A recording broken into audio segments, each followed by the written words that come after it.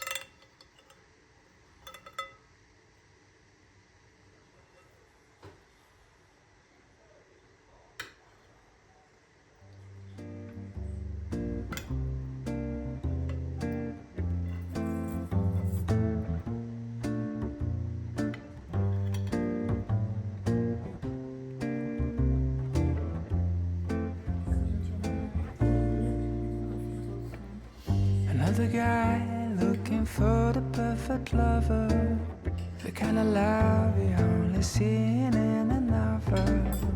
I wasn't waiting for some shiny unicorn. I've loved and I've heard all and then you don't.